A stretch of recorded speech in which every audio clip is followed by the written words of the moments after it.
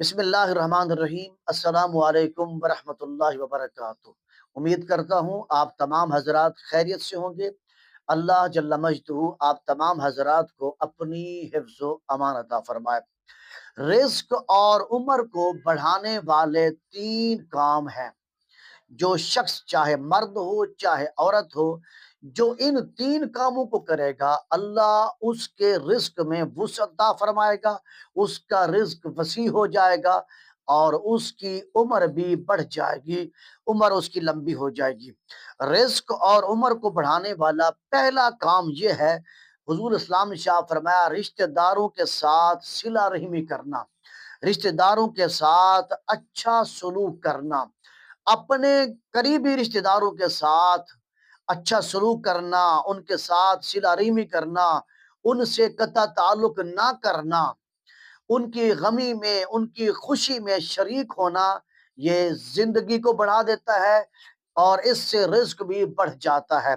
چنانچہ صحیح بخاری اور صحیح مسلم میں یہ حدیث موجود ہے، حضور نبی اکرم صلی اللہ علیہ وسلم شاہ فرمایا جو شخص یہ چاہتا ہو کہ اس کے رزق میں وسعت کر دی جائے، اس کا رزق بڑھا دیا جائے، رزق وسیع ہو جائے اور اس کی عمر بھی لمبی ہو جائے، تو اسے چاہیے کہ وہ صلہ رحمی کرے، یعنی اپنے رشتہ داروں کے ساتھ اچھا سلوک کرے۔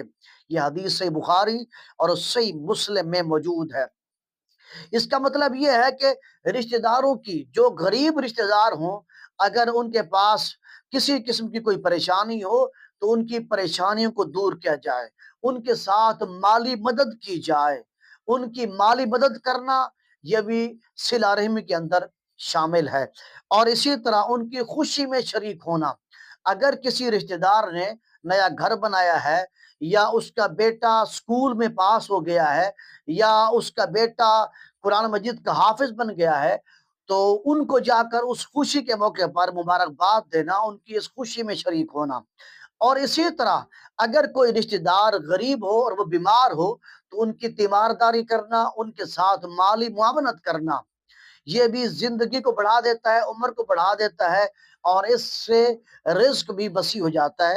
اور اسی طرح رشتہ داروں کی غمی میں شریک ہونا، یہ نہ دیکھا جائے کہ یہ امیر ہے تو وہاں چلا جائے اور غریب ہو تو پھر وہاں نہ جائے، اس طرح نہ ہو، بلکہ جو آپ کا رشتہ دار ہے، چاہے وہ غریب ہو چاہے وہ امیر ہو، اگر ان کے ہاں کوئی غمی آ گئی، کوئی فوت ہو گیا، تو ان کے جنازے میں شریک ہونا، ان کے ساتھ تعزیت کرنا، ان کے ساتھ اس غمی میں شریک ہونا، یہ صلہ رحمی ہے، اور اس سے انسان کا رزق بھی بڑھ جاتا ہے، رزق میں وسعت آتی ہے اور اس کی عمر بھی بڑھ جاتی ہے۔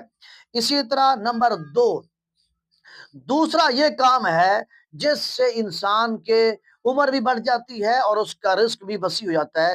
فرمایا کہ کثرت کے ساتھ استغفار کرنا، توبہ اور استغفار کو کثرت کے ساتھ کرنا۔ جو شخص کثرت کے ساتھ توبہ استغفار کرتا ہے، اپنے گناہوں کی معافی مانگتا ہے اللہ تعالیٰ سے، اس کا رزق بھی بڑھ جاتا ہے، اللہ ان کے رزق میں وسعت عطا فرماتا ہے اور ان کی عمر بھی بڑھ جاتی ہے۔ چنانچہ سورۃ نوح میں اللہ تعالی شاہ فرمایا اپنے رب سے معافی مانگو، بے شک وہ بہت بڑا بخشنے والا ہے، وہ تم پر آسمان سے موسلا دھار بارش برسائے گا اور تمہارے مال اور اولاد میں ترقی دے گا، برکت دے گا۔ استغفار کرنے سے اللہ تعالیٰ کی رحمت متوجہ ہوتی ہے، اور جو ان کے رزق کی تنگی ہوتی ہے، استغفار کی برکت سے رزق کی تنگی دور ہوتی ہے، رزق وسیع ہو جاتا ہے۔ اللہ تعالیٰ پریشانوں کو دور کر دیتا ہے استغفار کرنے سے۔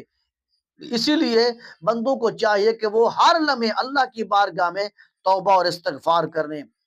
رزق اور عمر کو بڑھانے والا تیسرا کام یہ ہے کہ تقوی اور پرہیزگاری کو اختیار کیا جائے اور شکر گزاری کی جائے۔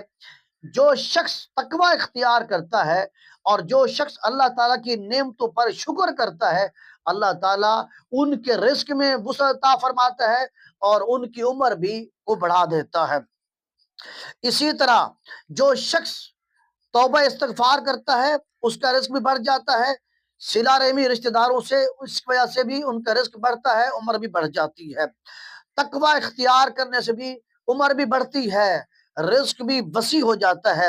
اللہ تعالیٰ تقوی اختیار کرنے کی وجہ سے اور استغفار کرنے کی وجہ سے انسان کو وہاں سے رزق دیتا ہے جہاں اس کا گمان تک بھی نہیں ہوتا۔